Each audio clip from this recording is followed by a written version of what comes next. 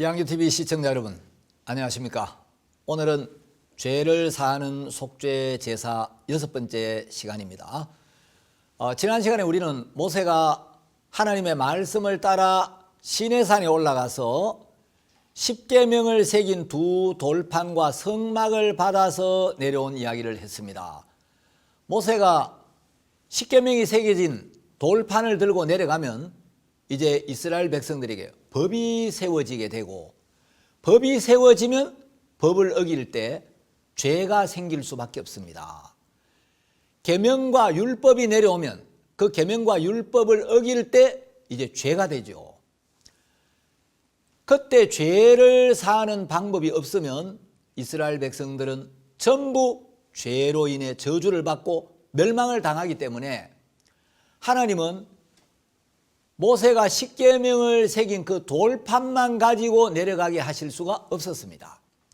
이스라엘 백성들이 죄를 범했을 때 그 죄를 사할 수 있는 길도 같이 내려보내셔서 이스라엘 백성들이 계명을 어기고 율법을 범하고 죄를 지었을지라도 하나님 앞에 나와서 죄 사함을 받고 다시 하나님 앞에 자유롭게 나오고 하나님과 화목하게 되고 하나님과 사귐을 가질 수 있기를 원하셨습니다.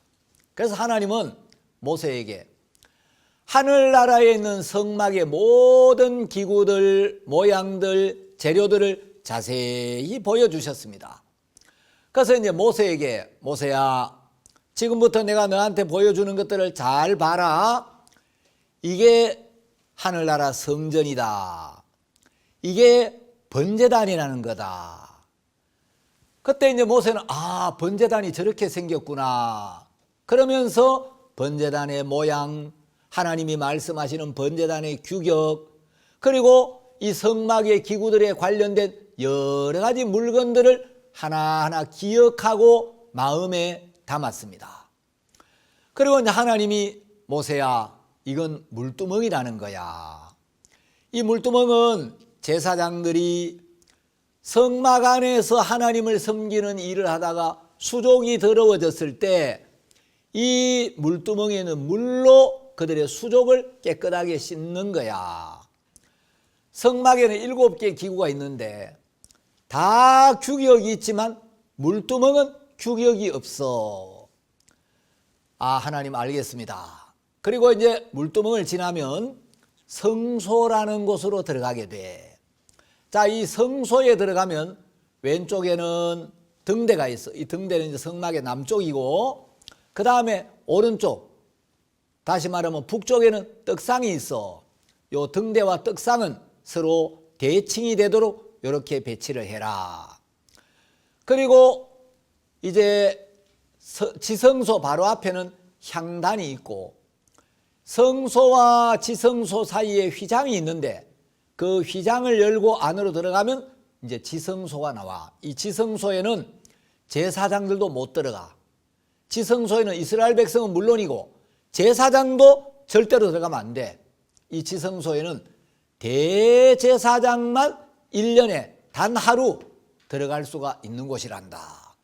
예, 하나님 알겠습니다. 그리고 이 지성소에 들어가면 십계명을 새긴 두 돌판을 넣는 법궤가 있어. 이 법궤는 언약궤라고도 하는데, 이 법궤 안에는 십계명을 새긴 두 돌판, 만나를 담은 금 항아리, 아론의 쌍난 지팡이, 이런 것들을 이 안에 담아라. 그리고 그 법궤를 덮고 있는 뚜껑의 이름은 속죄소, 시은좌라고 하느니라. 이렇게 이제 모세에게 하나씩 말씀해 주셨고, 모세는 하나님의 말씀을 듣고 하나님이 보여주신 그 하늘의 성전의 모양을, 기구들을 하나씩 보면서 그걸 기억하고 마음에 담았습니다.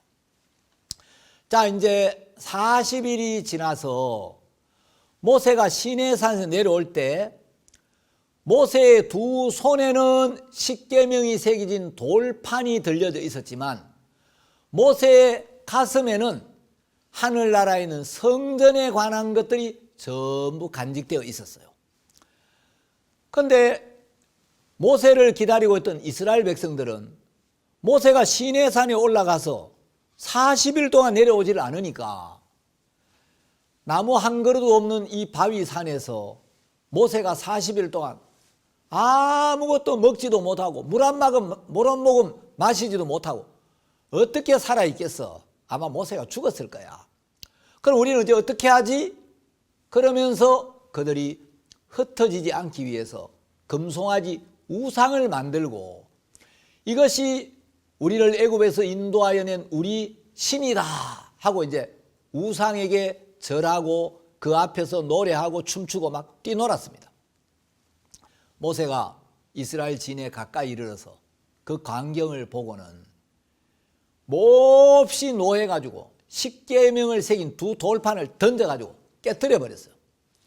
자, 그때 성막은 아직 만들어지지 않았고 죄를 씻는 제사를 드릴 번제단도 없었죠. 자, 이스라엘 백성들이 죄를 짓고 우상을 섬겼는데 이 성막이 없으니까, 제단이 없으니까 죄를 사함받을 수 있는 길이 없는 거예요.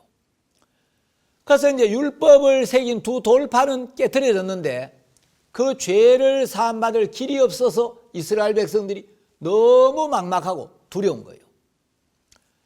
백성들이 죄를 지었는데 만일 하나님이 광야에서 우리를 떠나시면 누가 만나를 내려주시고 누가 물을 주고 누가 불기둥과 구름기둥으로 우리를 인도하고 보호하겠나. 모세는 이 문제를 해결해야 했습니다. 그래서 레위인들을 세워가지고 우상을 섬긴 사람들, 여호와의 편에 서지 않는 사람 전부 칼로 다 도려고 하라고 했습니다. 그날 3,000명이 죽임을 당했습니다. 그렇다고 해서, 그렇게 했다고 해서 이스라엘 백성들이 지은 죄가 해결된 건 아니었습니다. 출애굽기 32장 30절 이하에 보면 이튿날 모세가 이스라엘 백성들에게 너희가 큰 죄를 범하였도다. 내가 이제 여호와께로 올라가노니 혹 너희의 죄를 속할까 하노라 하고 다시 하나님께 올라갑니다. 그리고 하나님 앞에 나아가서 이스라엘 백성들의 죄를 사해 달라고 간구합니다. 이스라엘 백성들이 금송아지를 만들어서 그걸 하나님이라고 섬기는 죄를 지었는데 그 죄를 살 길이 없는 거예요. 왜냐하면 아직 속죄 제사를 드릴 성막도 번제단도 만들어져 있지 않았기 때문이죠. 하나님은 다시 모세를 시내산으로 불러 올리십니다. 그리고 너는 돌판 둘을 처음 것과 같이 깎아 만들라. 네가 깨뜨린 바 처음 판에 있던 말을 내가 그 판에 쓰리니 하고 말씀하셨습니다. 그러니까 이제 출애굽기 34장 4절에 보면 모세가 돌판 둘을 처음 것과 같이 깎아 만들고 아침에 일찍 일어나 그 두 돌판을 손에 들고 여호와의 명대로 시내산에 올라갑니다. 그래서 거기서 다시 하나님이 십계명을 써주십니다. 출애굽기 24장 18절에 보면 모세가 처음에 시내산에 올라가서 40일을 있다가 내려왔는데 첫 번째 하나님이 새겨주신 십계명을 새겨주신 그 두 돌판이 깨트려지자 다시 그 처음의 돌판과 똑같은 모양의 돌판을 깎아가지고 이제 하나님이 거기에 다시 십계명을 새겨주시도록 두 번째 이제 시내산에 올라가서 또 40일 40야를 있었습니다. 그러니까 모세가 시내산에 두 번 올라갔죠. 그 처음에 40일, 다음에 40일, 80일을 시내산에 있었어요. 이제 출애굽기 34장 28절에 보면 모세가 여호와와 함께 40일 40야를 거기 있으면서 떡도 먹지 아니하였고 물도 마시지 아니하였으며 여호와께서는 언약의 말씀 그 10개를 그 판들에 기록하셨더라 하고 기록되어 있습니다. 모세가 율법을 받아서 두 번째 이제 산에서 내려올 때는 모세 얼굴 끝풀에 광채가 났는데 모세 자신은 그걸 깨닫지 못했다고 기록되어 있습니다.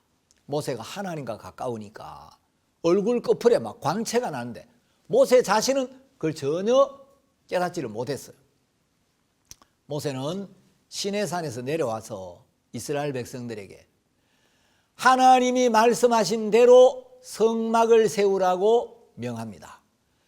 그러다 마음이 감동된 자와 자원하는 자들이 자기들의 소유 중에서 여러 가지 물품들을 가져와서 여호와께 즐거이 드립니다. 금과 은과 놋과 청색, 자색, 홍색 실과 가는 배실, 수양의 가죽, 조각목, 향품과 보석들을 드렸습니다. 모세가 올리압과 브살렐과 마음이 지혜로운 사람들을 불러서 그들에게 시내산에서 본 성막의 기구들의 모습과 규격을 자세히 이야기해 주었습니다. 그러면 그들은 모세가 본 대로, 모세가 말한 그대로 성막을 만들어서 이제 성막이 완성됩니다. 이 성막은 하늘에 있는 참 성전의 모형이라고 제가 지난 시간에 말씀을 드렸죠. 그래서 히브리서 8장 5절에도 히브리서 기자가 말하기를 저희가 섬기는 것은 하늘에 있는 것의 모형과 그림자라. 자, 이 땅에 있는 성막은 하늘에 있는 것의 모형과 그림자라. 그러니까 이제 참 성전은 하늘에 있죠. 그 이스라엘 백성들이 광야에 지은 그 성막은 하늘에 있는 것의 모형과 그림자라는 거예요. 그리고 이제 그 히브리서 8장 5절 뒤에 보면 모세가 장막을 지으려 할 때에 지시하심을 얻음과 같으니 가라사대 삼가 모든 것을 산에서 네게 보이던 본을 조차 지으라 하셨느니라 라고 하신 말씀대로 이 성막은 사람들 보기에 좋고 편리하게 만드는 게 아니라 모세가 하나님께 받은 말씀대로 만드는 겁니다. 이제 성막이 완공되자 이스라엘 백성들은 우리가 혹 율법을 어기거나 십계명을 어겨 심판을 받을 수밖에 없어도 이제 우리도 죄를 씻을 수 있구나. 저 성막에서 속죄 제사를 드리면 우리가 죄 사함을 받겠구나 하고 기쁘고 감사해서 하나님께 감사를 드렸습니다. 하나님도 이 성막이 완공된 것을 기뻐하셔서 구름으로 성막을 덮고 성막에 영광이 충만하게 했습니다. 성막이 만들어진 후에 모세가 이스라엘 백성들에게 말했습니다. 자, 이제 누구든지 십계명을 어기고 율법을 어겨서 죄를 범한 사람은 그 죄를 속하기 위해 흠이 없는 양이나 암염소를 한 마리 끌고 오십시오. 이제 그때부터는 사람들이 율법을 어기고 죄를 지으면 속죄 제물로 양을 한 마리씩 끌고 와서 양이나 염소를 끌고 와서 속죄 제사를 드립니다. 그러니까 사람들이 죄 사함을 받기 위해 줄을 쭉 서서 기다립니다. 먼저 제사장이 죄를 지은 사람이 끌고 온 양에게 흠이 있는지 없는지 자세히 살펴봅니다. 이스라엘 백성들의 죄를 담당할 양이나 염소는 흠이 없어야 합니다. 이 흠이 없는 양은, 흠이 없는 속죄 제물은 바로 죄 없는 예수님을 나타내고 있습니다. 이스라엘 백성의 죄를 담당하려면 그 죄를 담당할 양은 흠이 없어야 되겠죠.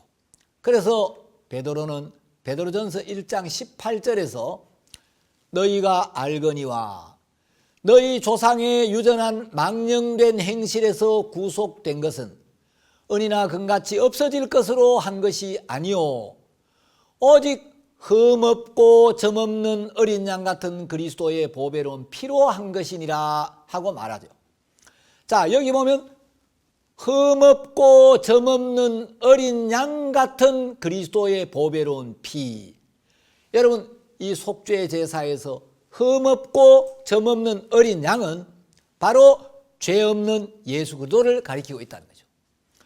예수님은 범죄한 아담의 혈통을 따라 나신 분이 아닙니다. 예수님은 성령으로 잉태가 되셨고 거룩한 씨에서 나셨다고 성경은 이야기를 하고 있습니다. 예수님은 죄를 모르시는 분이고 죄를 지은 적도 없으셨으며 죄가 없는 하나님의 아들이셨습니다. 그래서 예수님은 우리 인류의 모든 죄를 담당할 수 있는 자격을 갖고 계시는 거죠. 자, 속죄 제물인 양이나 염소에게 흠이 없으면 이제 죄를 지은 사람이 그 양이나 염소의 머리에 손을 얹고 안수를 합니다. 레위기 16장 21절에 보면 속죄 제물의 머리에 손을 얹고 안수할 때 그 죄가 속죄 제물인 양에게로 건너간다고 하나님께서 약속을 하셨습니다. 여러분, 죄는 물질이 아니기 때문에 죄는 우리 눈에 보이지 않습니다. 자, 죄가 넘어가는지 안 넘어가는지 우리가 눈으로 보거나 우리 감각으로 느낄 수 없지만 하나님께서 흠없는 양의 머리에 손을 얹고 안수를 하면 그때 죄가 넘어간다고 약속을 하셨기 때문에 우리는 우리의 감각보다 더 확실한 하나님의 약속을 믿는 믿음으로 속죄 제물에게 안수를 하는 거죠. 자, 양에게 안수를 하고 나면 죄는 양에게로 넘어가고 양에게로 전가되고 양이 그 죄 때문에 죽임을 당해야 합니다. 이제 그 죄를 짊어진 양이 죄값을 지불하기 위해서 피를 흘리고 죽어야 합니다. 왜냐하면 죄의 삭시 사망이니까. 그래서 이제 제사장은 이 속죄 제물인 양의 피를 받아서 번제단 네 모서리에 있는 4개의 번제단 뿔에 이스라엘 백성들의 죄를 짊어진 양의 피를 바릅니다. 자, 이 번제단은 우리 죄에 대한 심판대입니다. 예레미야 17장 1절에 보면 이 단뿔에 이스라엘 백성들의 죄가 기록되어 있다고 성경은 이야기를 하고 있습니다. 그런데 여기 이제 단뿔에다가 속죄 제물의 피를 바르는 겁니다. 왜 피를 바르냐면, 자, 레위기 17장 11절에 보면 육체의 생명은 피에 있음이라. 내가 이 피를 너희에게 주어 단에 뿌려 너희의 생명을 위하여 속하게 하였나니 생명이 피에 있으므로 피가 죄를 속하느니라. 이런 말씀이 있죠. 여러분, 죄는 피가 속합니다. 모든 죄는 피로 씻어집니다. 속죄 제물에 피가 없이는 어떤 죄도 사해지지 않습니다. 그러나 속죄 제물의 피는 어떤 죄든지 씻는 능력이 있습니다. 우리가 기도하는 건 좋지만 하나님은 죄인의 기도를 듣지 않으신다고 말씀하셨습니다. 죄 사함을 받으려면 먼저 죄를 인정하고 자백해야 하지만 자백이 죄를 씻어주는 건 아니에요. 죄를 인정하고 속죄 양의 피로 죄 사함을 받아야 합니다. 죄인이 마음을 돌이켜 회개해야 하지만 회개 자체가 죄를 씻어주는 건 아니에요. 회개는 죄 사함을 받기 위한 과정이지 회개가 죄를 씻어주는 건 결코 아닙니다. 여러분이 회개 기도를 해도 여전히 여러분 마음에 죄가 남아있는 걸 여러분 느낄 때가 있었을 겁니다. 그건 여러분이 회개 기도를 했지만 여러분 마음에 죄가 그대로 남아있는 건 뭘 이야기하냐? 여러분 양심이 회개를 했지만 회개 기도가 내 마음에 있는 죄를 씻어주지를 못하는구나 하는 걸 여러분에게 증거해 주는 거예요. 죄를 사하는 능력은 오직 속죄 제물의 피입니다. 그 피가 죄를 씻습니다. 흠없는 양이나 염소의 피가 죄를 씻는다는 거죠. 그래서 양이나 염소가 피를 흘리고 죽어야 합니다. 이제 하나님의 말씀대로 양의 피를 번제단 네 뿔에 바르면 그 제단 뿔에 기록된 모든 죄가 도말되어 버립니다. 이 도말이란 말은 이사야 44장 22절에도 나오는데 칠할 도, 바를 도, 말은 이제 주민등록 말소할 때 지울 말, 없앨 말자입니다. 속죄 제물에 피를 발라서 그 죄를 지워버리고 없애버린다. 이런 뜻입니다. 자, 그래서 이제 번제단 뿔에 속죄 제물에 피를 발라서 죄를 도말시키고 나면 이 속죄 제물의 내장을 꺼내고 그 내장에 붙은 기름은 전부 뜯어내 가지고 번제단 위에서 태웁니다. 이렇게 하면 속죄 제사가 끝이 나고 그 사람의 죄가 사해집니다. 자, 그러면 이제 이스라엘 백성들이 율법을 어기고 죄를 지어서 성막에 나아갈 때는 무겁고 두려운 마음으로 나아갔지만 어린 양에게 죄를 넘기고 그 어린 양을 잡아서 그 피로 속죄 제사를 드린 후에는 하나님 앞에서 이제 죄사함을 받았기 때문에 기뻐하고 감사하면서 돌아갑니다. 그래서 성막에 나아갈 때는 죄인으로 나아갔지만 속죄제를 드리고 죄사함을 받고 돌아갈 때는 죄를 깨끗하게 씻은 의인으로 돌아가는 거죠. 그러면 이 사람은 죄를 짓지 않은 의인이 아니라 속죄 제사를 통해 죄사함을 받은 의인인 거죠. 그래서 하나님도 그들을 기쁘게 받으시고 그들 가운데 거하십니다. 이것이 구약시대의 속죄 제사입니다. 레위기 4장 27절 이하에 기록된 평민의 속죄제인데, 자, 근데 이제 이스라엘 백성들이 죄를 씻어서 깨끗해지고 기쁘게 살다가 다시 율법을 어기고 죄를 지으면 또 죄인이 됩니다. 그러면 다시 그 죄를 씻기 위한 제사를 드려야 했습니다. 며칠 전에 죄를 지어서 제사를 드렸는데 그 제사는 그때 지은 죄만 씻는 것으로 효력이 끝났기 때문입니다. 구약시대에 드렸던 속죄제사는 그 제사를 드린 후에 짓는 죄까지 씻어주지는 못합니다. 다시 말해서 구약시대 속죄제사는 이미 지은 죄는 사하지만 앞으로 지을 죄까지는 씻어주지를 못하는 거예요. 그래서 구약시대는 죄를 지을 때마다 계속해서 반복적으로 속죄제사를 드려야 했습니다.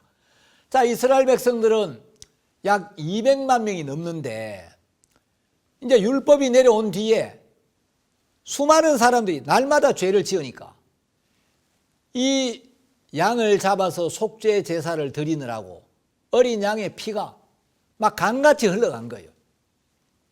자, 이 구약시대의 속죄 제사로는 우리의 죄를 영원히 씻어줄 수가 없기 때문에 구약시대의 속죄 제사는 그때 범한 죄만 씻지 앞으로 지을 죄까지 씻을 수가 없기 때문에 우리를 온전히 구원할 수가 없기 때문에 이 성막이 만들어지고 약 1500년이 지난 뒤에 우리의 모든 죄를 완벽하게 영원히 씻어주기 위하여 하나님의 아들 예수님이 이 땅에 오셨습니다.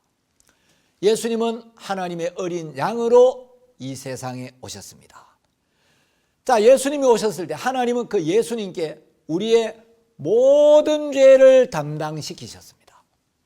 이사야 53장 6절에 보면 우리는 다 양 같아서 그릇 행하여 각기 제 길로 갔거늘 여호와께서는 우리 무리의 죄악을 그에게 담당시키셨도다. 자, 이사야 56장 요 앞부분은 하나님 앞에서 우리 인간들이 한 일을 한마디로 딱 요약한 겁니다. 우리는 다 양 같아서 그릇 행하여, 그릇 행했다. 죄를 짓고 불순종했고 율법을 어겼다는 거죠. 그래서 각기 자기 길로 갔는데 이사야 53장 6절 뒷부분은 그런 우리를 위해 여호와께서 하신 일을 한마디로 딱 기록해 놓았습니다. 여호와께서는 우리 무리의 죄악을 그에게 담당시키셨도다. 그는 예수 그리스도를 가리킵니다. 하나님은 우리의 모든 죄를 친히 예수님께 담당을 시키셨습니다. 우리 죄가 예수님께 담당되었기 때문에 예수님이 그 죄를 처리하시고 해결하셔야 했습니다. 만일에 우리 죄가 예수님께 넘어가지 않으면 예수님은 죽을 수가 없는 거예요. 우리 죄가 예수님께 담당되지 않으면 예수님이 그 죄값을 지불할 수가 없는 거죠. 우리 죄가 예수님께 담당되었기 때문에 예수님이 그 죄의 삭스로 십자가에 못 박혀 돌아가셔야 했습니다. 자, 이제 우리 죄가 예수님께 담당된 후에 세례 요한은 예수님을 가리켜 이렇게 말했습니다. 요한복음 1장 29절에 보면 이튿날 요한이 예수께서 자기에게 나오심을 보고 가로되 보라 세상 죄를 지고 가는 하나님의 어린 양이로다. 세례 요한은 예수님을 세상 죄를 지고 가는 어린 양이라고 이야기했습니다. 자, 여기서 지고 가는, 세상 죄를 지고 가는 할 때 이 지고 가는은 헬라어로 아이로라고 하는데, 이 아이로라는 말은 다 빼앗아 가다, 채워 가다, 취하여 나르다, 지고 가다, 이런 뜻입니다. 예수님은 세상의 모든 죄를 담당하셨습니다. 예수님이 세상의 모든 죄를 짊어지셨습니다. 자, 중요한 것은 예수님이 짊어지신 세상 죄 속에 시청자 여러분의 모든 죄가 들어가 있다는 사실입니다. 만일 예수님이 세상 죄를 짊어졌는데 그 세상 죄 안에 내 죄가 포함되어 있지 않다면 예수님이 십자가에 못 박혀 돌아가셔도 나는 예수님과 아무 상관이 없게 되는 거예요. 그러나 예수님이 세상 죄를 지실 때, 하나님이 예수님께 우리 죄를 담당시킬 때 시청자 여러분의 모든 죄를 하나님은 예수님께 담당을 시킨 거예요. 그래서 예수님이 온 세상의 죄, 모든 인류의 죄를 지고 가실 때 한 사람의 한 가지 죄도 빼놓지 않고 모두 짊어지고 가신 겁니다. 우리가 과거에 지어온 죄나 방금 지은 죄나 앞으로 지을 죄나 어쩌다가 한번 지은 죄나 습관적으로 계속해서 짓는 죄나 마음으로 품은 죄나 생각으로 범한 죄나 몸으로 범한 죄나 행동으로 지은 모든 죄, 큰 죄, 작은 죄, 남 모르는 은밀한 죄, 남이 다 아는 죄 할 것 없이 하나님은 우리의 모든 죄를 예수님께 온전히 담당을 시켰습니다. 그래서 예수님은 세상 죄를 지고 가는 하나님의 어린 양이 되셨는데, 요한일서 2장 2절에 보면 예수님이 짊어지신 죄가 구체적으로 어떤 죄인지를 정확하게 기록을 해놨습니다. 여러분, 교리나 신학을 믿지 마세요. 교리나 신학을 믿지 말고 하나님의 말씀을 그대로 믿어야 됩니다. 요한일서 2장 2절에 보면 저는 예수님을 가리키는데, 저는 우리 죄를 위한 화목 제물이니 우리만 위할 뿐 아니요 온 세상의 죄를 위하심이라 하고 하나님은 말씀하셨습니다. 자, 예수님은 우리의 죄는 물론이고 내가 태어나서 죽을 때까지 짓는 죄만이 아니라 온 세상의 죄를 위하여 이 세상에 오셨고 온 세상의 죄를 담당하셨고 온 세상의 죄와 함께 십자가에 못 박히신 거예요. 이 세상의 모든 죄를 하나도 남김없이 한 사람의 한 가지 죄도 빠짐없이 다 짊어지신 하나님의 어린 양이 예수 그리스도라는 겁니다. 예수님은 아담 자손 전부의 죄, 전 인류의 모든 죄를 담당하셨습니다. 그 죄의 삭이 사망이기 때문에 그 죄의 삭을 지불하기 위해서 이제 예수님은 십자가에 못 박혀 죽으셔야 했습니다.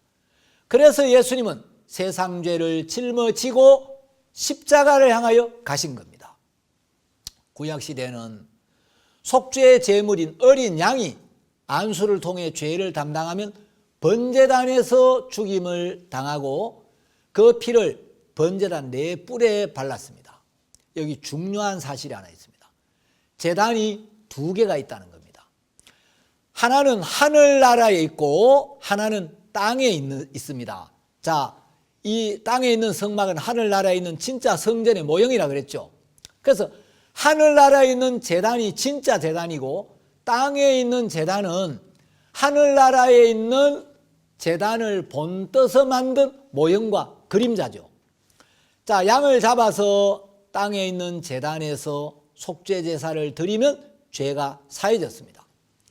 그런데 이 땅에 있는 성막의 번제단에서 드리는 속죄 제사는 그때 지은 죄만 사해졌습니다. 그러나 시간이 지나 다시 죄를 지으면 그 죄를 사하기 위해 또 속죄제를 드려야 했습니다. 그런데 하늘나라는 영원한 세계입니다. 하늘나라에는 모든 것이 영원합니다. 하늘나라도 영원하고 하나님의 사랑도 영원하고 하나님의 은혜도 영원하고 속죄제사의 효력도 영원하고 하나님의 약속도 영원하고 하늘나라에는 하나님이 주시는 기쁨과 평안도 영원한 거예요. 예수님은 십자가에서 피를 흘리시고 그 피를 들고 어느 제단으로 가셨습니까? 땅에 있는 번제단으로 가신 게 아니고 예수님은 하늘나라로 올라가셔서 하늘나라에 있는 제단 뿔에 피를 뿌리신 거예요. 만약 예수님이 땅에 있는 번제단에 당신의 피를 뿌리셨으면 그 당시 예수님 당시에 있던 그 사람들 죄만 씻어졌겠죠. 그러면 예수님이 돌아가신 후에 태어난 사람들의 죄는 사해지지가 않겠죠. 그런데 예수님은 세상 모든 사람의 죄를 사하기 위해 그 죄와 함께 십자가에 못 박혀 피를 흘리시고 그 피를 들고 하늘나라에 있는 참 성전 안에 있는 번제단에 당신의 피를 뿌리신 거예요. 영원한 하늘나라 번제단에 예수님의 피를 뿌렸기 때문에 하나님 앞에서 우리의 모든 죄가 영원히 씻어진 겁니다. 그래서 여러분이 이 세상엔 죄를 짓고 있지만 여러분이 이 복음을 듣고 마음에 믿어서 이제 구원을 받고 여러분이 나중에 이제 하늘나라에 가면 하늘나라에 가보면 하늘나라는 여러분의 죄가 하나도 없고 여러분의 죄를 씻기 위하여 예수님이 하늘나라 번제단에 흘리신 그 피만 남아있는 거예요. 하나님 앞에 가면 여러분 죄가 없는 겁니다. 그래서 성경은 예수님의 피로 말미암아 하나님 앞에서 우리의 죄가 영원히 사해졌다고 이야기를 합니다. 히브리서 9장 11절에 보면 그리스도께서 장래 좋은 일의 대제사장으로 오사. 자, 구약시대에서 봤을 때는 예수님이 장래 좋은 일의 대제사장으로 오시는 거죠. 그래서 손으로 짓지 아니한 곧 이 창조에 속하지 아니한 더 크고 온전한 장막으로 말미암아. 여러분 손으로 짓지 아니한 이 창조에 속하지 아니한 더 크고 온전한 장막. 이게 바로 하늘나라에 있는 참 성전이라는 거죠. 예수님은 하늘나라에 있는 참 성전에 들어가셔서 그 성전에 있는 제단 뿔에 당신의 피를 바르신 거예요. 땅에 있는 성막은 모세의 말씀을 따라 올리압과 브살렐의 손으로 지었습니다. 그런데 손으로 짓지 않은 더 크고 온전한 장막은 하늘나라에 있는 참 성전을 말하는 겁니다. 히브리서 9장 12절에 보면 염소와 송아지의 피로 아니하고 오직 자기 피로 영원한 속죄를 이루사 단번에 성소에 들어가셨느니라. 예수님은 염소나 송아지의 피가 아닌 당신의 피로 인류의 모든 죄를 사하는 제사를 드리셨습니다. 그 제사는 영원한 속죄를 이루는 제사입니다. 시간이 흘러가는 이 땅에서 드리는 제사는 이미 지은 죄는 사하지만 장차 지을 죄를 씻을 수는 없었습니다. 그러나 하나님은 영원한 하늘나라 성전에서 우리 죄를 씻는 제사를 드리셨기 때문에 하늘나라에 가보면 우리 죄는 하나도 없고 우리 죄는 다 씻어졌고 우리 죄를 씻기 위해 흘리신 예수님의 피만 거기에 살아있는 거예요. 그래서 우리가 하나님 앞에 가면 하늘나라에는 우리 죄가 하나도 없는 겁니다. 예수님으로 말미암아 하나님 앞에서 우리가 깨끗하게 되었고 영원히 의롭게 된 겁니다. 하나님을 찬양합니다. 우리 죄를 씻는 능력은 예수님의 피에만 있습니다. 예수님이 흘리신 피로 우리의 모든 죄는 이미 사해졌습니다. 만약에 예수님의 피로 씻지 못한 죄가 있다면 예수님이 우리 죄를 위하여 십자가에 피를 흘렸는데도 아직 죄가 남아있다면 그 죄는 씻을 길이 없어요. 예수님이 십자가에 못 박혀 피를 흘려도 씻지 못한 죄가 있다면 그 죄를 누가 씻을 수 있겠습니까? 하늘나라에는 단 한 가지 죄도 남김없이 씻어야만 갈 수가 있습니다. 예수님은 우리가 하늘나라에 갈 수 있도록 단 한 가지의 죄도 남김없이 온전히 확실하게 완벽하게 우리의 모든 죄를 씻어주셨고 우리 죄에 대한 심판을 받으셨습니다. 이제 우리의 모든 죄에 대한 심판은 십자가에서 끝이 났습니다. 그래서 오직 자기 피로 영원한 속죄를 이루사 단번에 성소에 들어가셨느니라. 구약시대는 죄를 지을 때마다 죄를 씻기 위한 제사를 드려야 했기 때문에 성막에서 자주 같은 제사를 반복해서 드렸습니다. 그러나 예수님이 당신의 몸을 속죄 제물로 드려서 드린 이 영원한 제사는 단 한 번으로 모든 죄가 영원히 사해지기 때문에 예수님이 십자가에 못 박혀 죽으시고 나면 다시 죄를 위한 제사를 드릴 필요가 없는 겁니다. 자, 그래서 히브리서 10장 17절 이하에 보면 이렇게 기록되어 있습니다. 또 저희 죄와 저희 불법을 내가 다시 기억지 아니하리라 하셨으니 이것을 사하셨은즉 다시 죄를 위하여 제사 드릴 것이 없느니라. 죄를 위한 제사가 끝이 났다는 겁니다. 우리의 죄를 위하여 예수님이 완벽한 제사를 드렸기 때문에 이제 우리는 더 이상 죄를 위하여 해야 될 일이 아무것도 없고 예수님이 우리의 죄를 영원히 씻어주셨고 우리를 영원히 의롭게 해주신 이 약속을 듣고 마음에 믿기만 하면 된다는 거죠. 이 말씀을 믿고 안 믿고는 여러분의 몫이지만 여러분이 믿거나 말거나 예수님은 이미 여러분의 죄를 다 씻어주셨고 사해 놓으셨습니다. 여러분, 죄가 있어서 지옥을 가는 게 아니고 죄를 다 씻어 놓고 우리 죄를 다 씻어주신 그 하나님의 말씀 한마디만 믿으면 영생을 얻고 구원을 받는데 죽을 때까지 예수님 죄를 씻어 놓은 이걸 믿지 않기 때문에 그 불신 때문에 지옥을 가는 겁니다. 죄가 있어서 지옥을 가는 게 아니라 죄를 다 씻어 주셨는데 그걸 죽을 때까지 안 믿기 때문에 지옥을 간다는 거예요.